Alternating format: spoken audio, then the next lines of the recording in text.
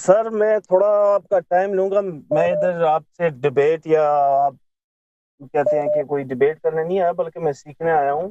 میرے چند جی سوالات تھے جی. پہلے تو ہم بھی شیعہ کافر کافر کے ہم نے خود نعرے لکھے ہیں. ایس ایس پی میں تھا میں. ہوں میں اس کو زیادہ آپ سمجھ سکتے ہیں کہ ایس ایس پی جو ایک تنظیم تھی اس کے پاس صحابہ میں. تو ہوں اسی شروع میں کیا معاویہ نام کو تھا؟ بھی ہم نے بڑی عزت کی. شروع میں تو اے ایس ایس تھا میرا نا، نام انجمن سپاہی صحابہ. جی جی پہلے میں بالکل تو پھر A S S S S P تھا. بن ہاں پھر اس کو چینج کر دیا گیا. تم جی لوگوں نے سپاہی صحابہ پاکستان، کیونکہ اے ایس ایس جی کا جی معنی جی غلط نکلتا ہے نا. ایس ایس کا جی معنی جی پھر جی آپ لوگوں نے بالکل شرمندگی کی وجہ سے اس کا ایس ایس پی بنا دیا. وہ بھی بولو نا.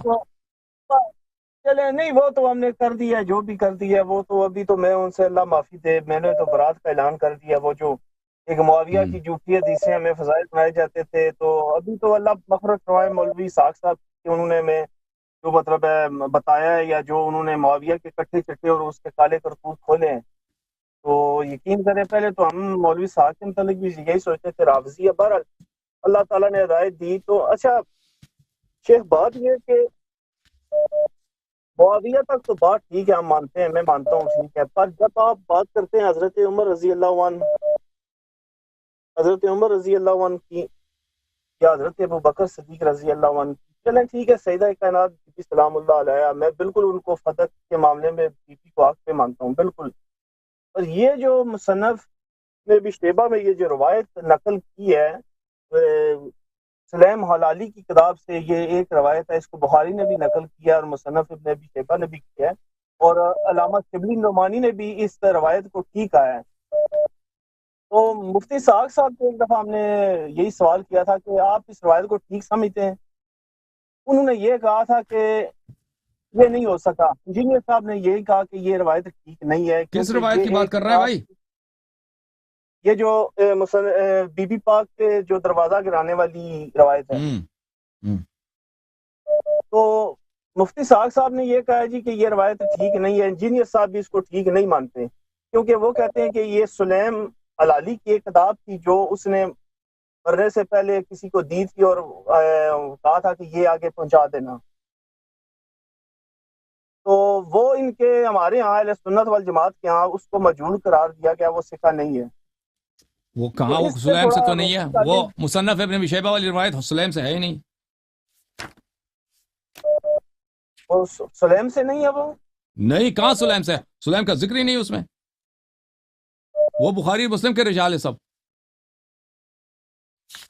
نہیں نہیں وہ میں آپ وہ کی بات سمجھ رہا ہوں. وہ دیکھ جو مولوی اسحاق صاحب کہتے تھے کہ شیعوں کے پاس حضرت زہرا سلام اللہ علیہ کی شہادت کی احادیث صرف سلیم کے ذریعے سے ہے. وہ ایک بات بالکل ان کی ہاں غلط ہے.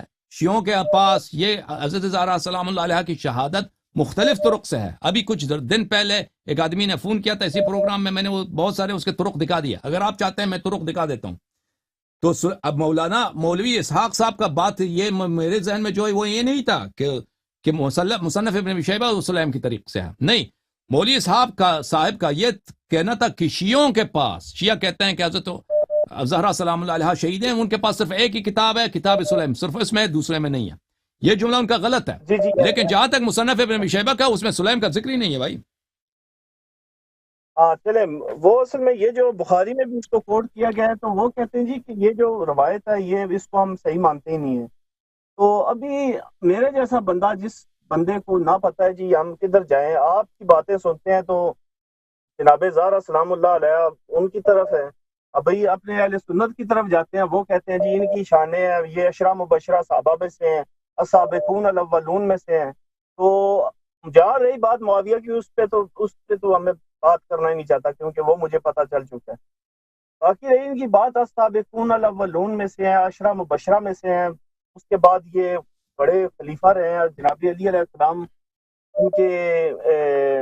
ان کے پیچھے نماز بھی پڑھتے تھے، ان کے ساتھ تعلقات بھی اچھے تھے. تو ابھی ہم میرے جیسا بندہ کدھر جائے جی؟ کس کی بات مانے؟ آپ کی بات مانیں یا ہم دیکھیں میرے بھائی، اہل سنت دیکھیں والجماعت میں کی نے مانیں؟ آج کے پروگرام میں بھی مولوی صاحب سے پوچھا تھا. وہ ایسے موضوعات لے کے آتے ہیں نا، ایک ہی حدیث لے کے آتے ہیں کہ وہ حدیث پہ ہمارا اتنا بھروسہ بھی نہیں ہے. وہ کہتے ہیں اس کی صحت ثابت کرو. جو آپ کے مولوی صاحب آ جائے تھے، مولوی وہ کیا نام تھا، منیر عباس صاحب. دیکھیں ہاں جو وہ تو اصل جو سمجھ ہمارے متائن ہیں، متائنوں کو اگر ان کو اچھی طرح سے آپ سن لیں، جس طرح ہم جرح کرتے ہیں، تو اس کو اگر اچھی طرح سن لیں تو اس میں کوئی شک ہی نہیں ہے. مثلا میں ایک جرح بتاتا ہوں. رسول اللہ صلی اللہ علیہ وسلم نے ابو بکر کو اپنا خلیفہ نہیں بنایا ہے. اللہ نے ابو بکر کو رسول صلی اللہ علیہ وسلم کا خلیفہ نہیں بنایا ہے، لیکن ابو بکر نے اپنے آپ کو خلیفہ کہلوایا کہ میں خلیفۃ الرسول ہوں، اور اس نے مسلمانوں پہ خلیفۃ الرسول صلی اللہ علیہ وسلم کی حیثیت سے حکومت کی ہے، اور رسول اللہ صلی اللہ علیہ وسلم نے اس کو خلیفت نہیں بنایا. آپ مجھے بتائیں، ومن لم يحكم بما انزل الله فاولئك خود باقی خود fill in the blanks، باقی خالی جگہ تم پر کرو کہ قرآن میں کیا لکھا ہے کہ ومن لم يحكم بما انزل الله فاولئك هم الفاسقون الظالمون، اور پھر کافرون. اگر یا اس کی خلافت کی دلیل لے کے اگر اللہ اور رسول صلی اللہ علیہ وسلم نے اس کو خلیفہ تعین نہیں کیا ہے، مسلمانوں کا امام نہیں بنایا، تو کس حیثیت سے، کس شرعی دلیل سے وہ اپنے آپ کو خلیفہ کہا کہ میں جانشین رسول ہوں؟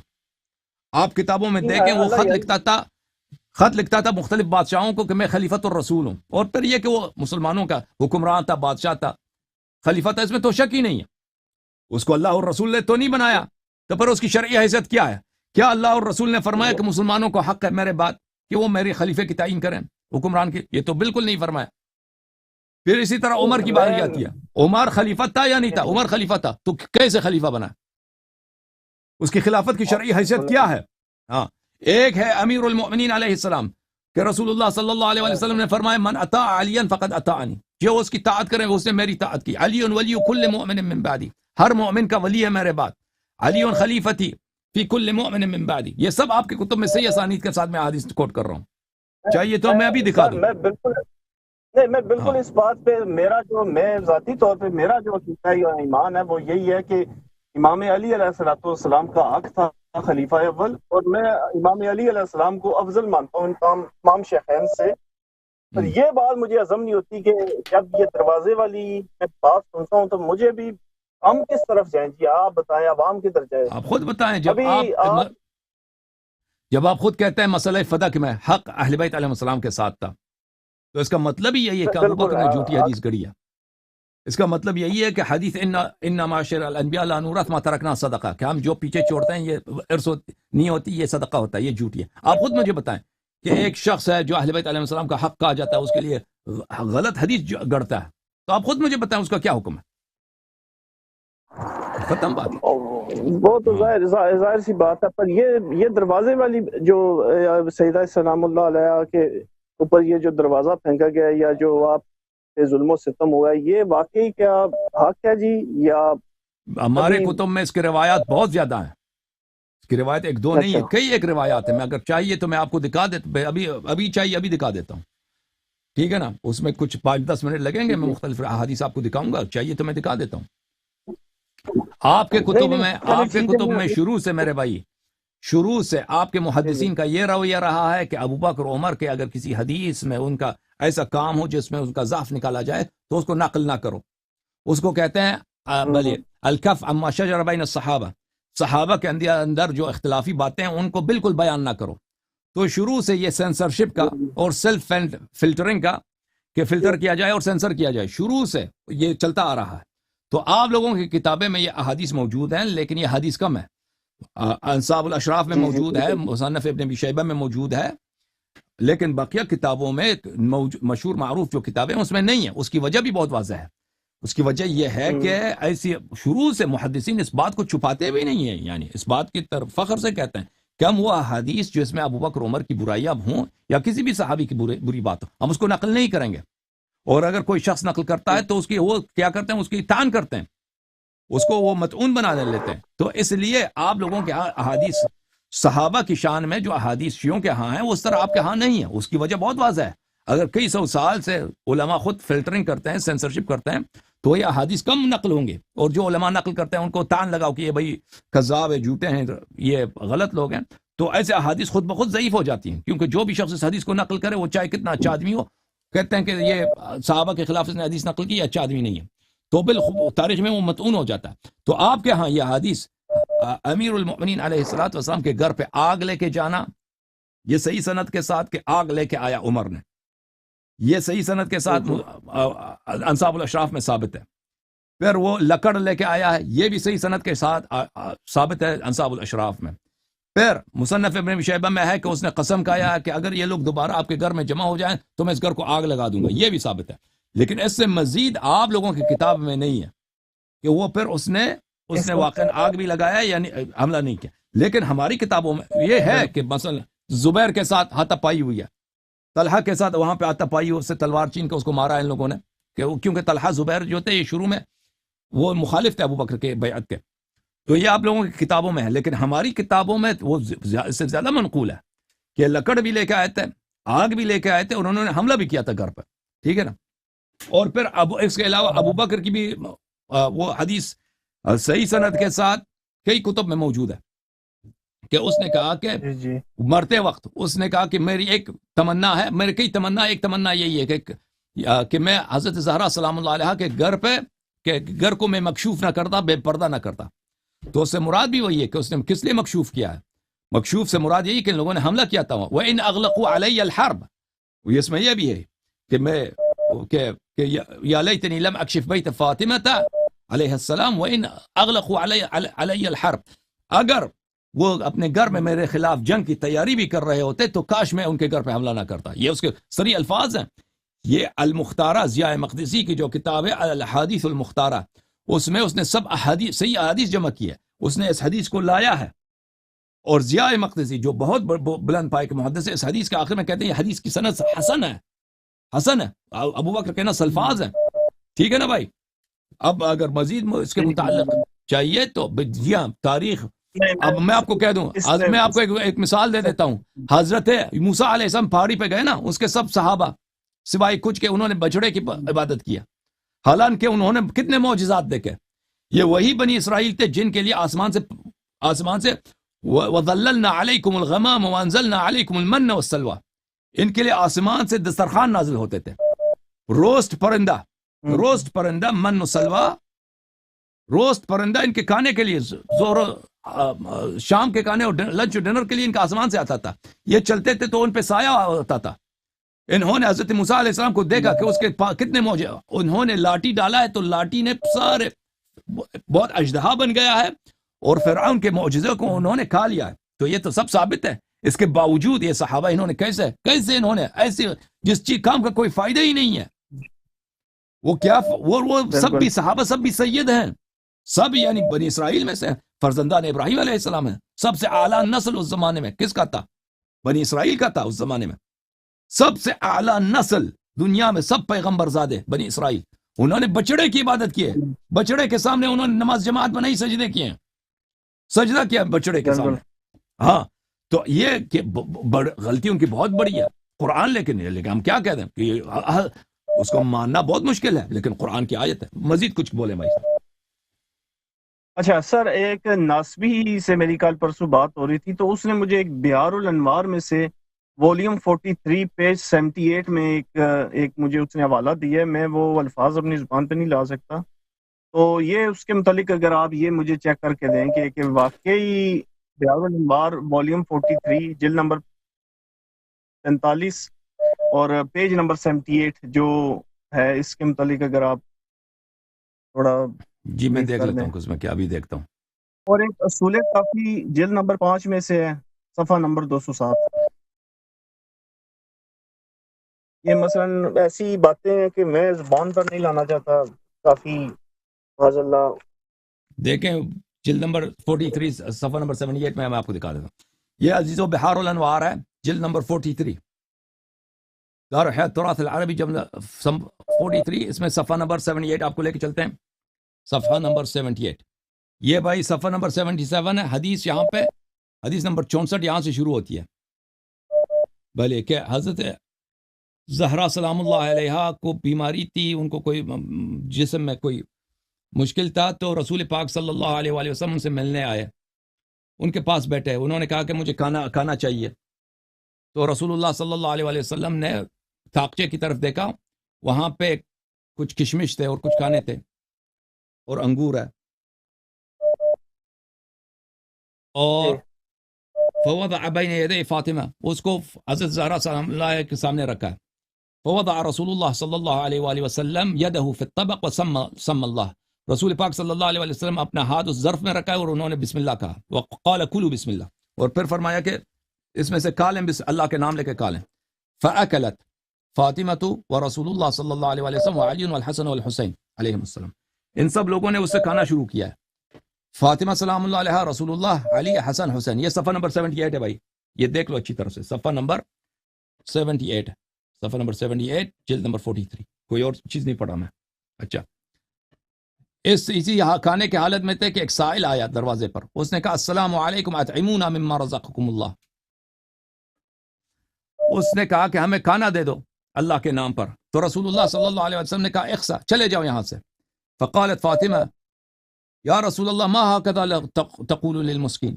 رسول اللہ صلی اللہ علیہ وسلم نے سے عرض کیا زہرا سلام اللہ علیہ نے کہ آپ یہ مسکین، یہ جو ہے غریب آدمی سے آپ اس طرح کیوں کہہ رہے ہیں؟ تو اس نے کہا فقال النبی صلی اللہ علیہ وسلم انه شیطان، یہ شیطان ہے جو دروازے پہ آیا. وان جبرائیل جاءکم بهذا الطعام من الجنہ، جبرائیل یہ طعام جنت سے لے کے آیا تھا، یہ جو انگور اور کشمش وغیرہ ہے. فاراد الشیطان ان یصیب منه ما كان ينبغي ذلك ينبغي له، اور یہ شیطان جو تھا وہ جنت کے کھانے سے کھانا چاہ رہا تھا تو اس کے لیے حرام ہے، اس لیے میں نے کہا اخسا، میں نے کہا کہ دور ہو جا، دفع ہو جائے یہاں سے. اچھا، وان حذیفہ نے کہا کان النبی صلی اللہ علیہ وسلم لا ينام حتى يقبل عرض وجنة فاطمة او بين ثدييها، کہ رسول اللہ صلی اللہ علیہ وسلم اس وقت تک نہیں سوتے تھے. وجنہ اس کو بولتے ہیں، وجنہ، وجنتین اس کو، کہ اپنی بیٹی کا یہ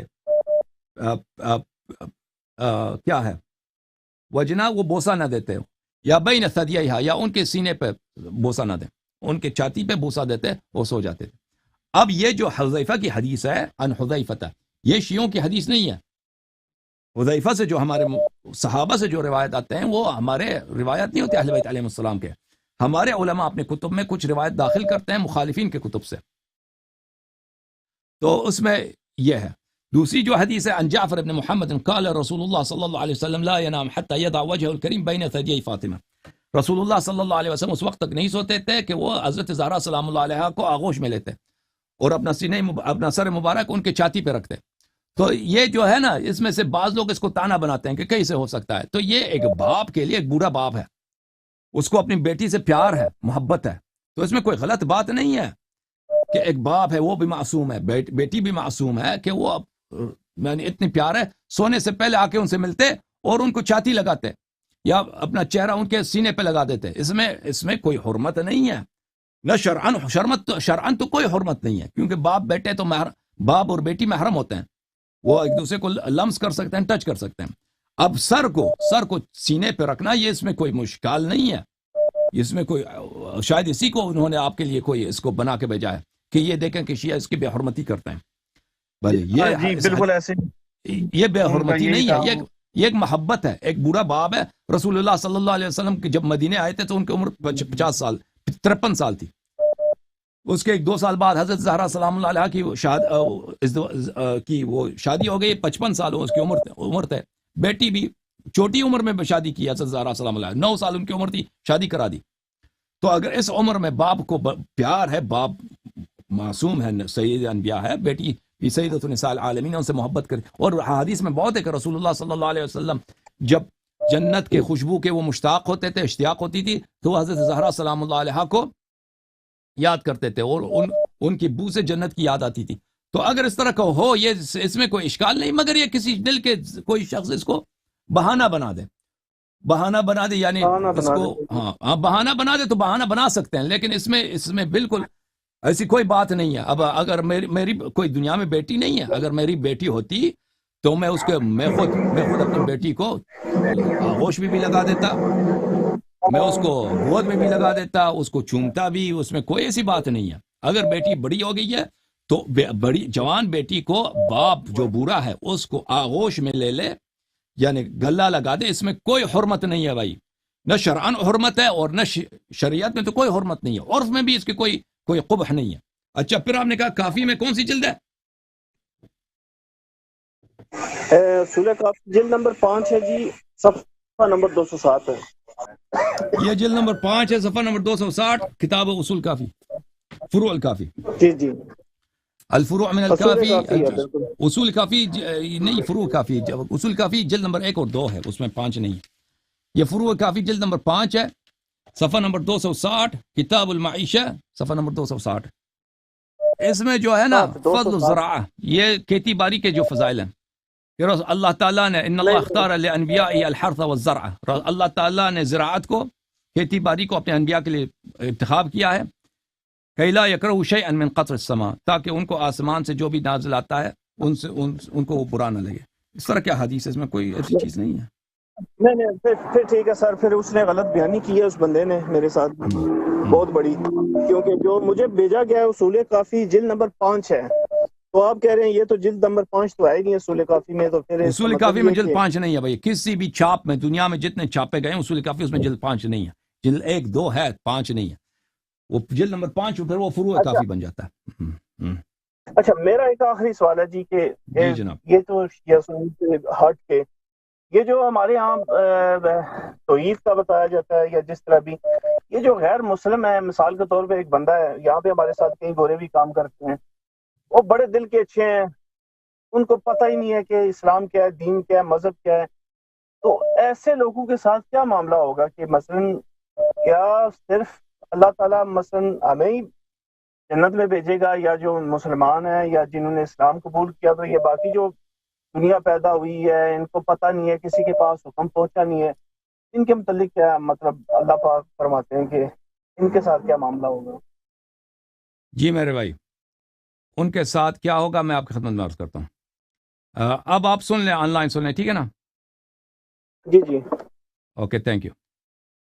دیکھیں شیعہ مذہب میں جو کافر ہیں ان پہ حجت تمام نہیں ہوا ہے. جو کافر ہیں حجت ان پہ تمام نہیں ہوا ہے. ان کا کیا حکم ہے؟ میں قرآن مجید سے اس کا جواب دے دیتا ہوں. اعوذ باللہ من الشیطان الرجیم. یہ قرآن مجید میں سورہ نساء میں ہے کہ ان الذين توفاهم الملائكة ظالمي انفسهم قالوا فيما كنتم قالوا كنا مستضعفين في الارض قالوا الم تكن ارض الله واسعة فتهاجروا فيها فاولئك مأواهم جہنم وساءت مصيرا. کہ جو لوگ ان کو اللہ تعالیٰ ان کو موت دے دیتا ہے، ٹھیک ہے نا، اور وہ کافر ہیں، ملائکہ آ جاتے ہیں کہ آپ کس حالت میں تھے، قالوا كنا مستضعفين في الارض، وہ کہتے ہیں کہ ہمیں تو پتہ نہیں تھا حق کیا ہے، ہم کبھی تحقیق نہیں کی. تو ان سے کہا جائے گا الم تکن ارض اللہ واسعۃ فتہاجروا فیہا، ان سے کہا جائے گا کہ کیا اللہ کی زمین بڑی نہیں تھی کہ آپ جا کے وہاں پہ ہجرت کرتے، دین سیکھتے، دین پہ عمل کرتے.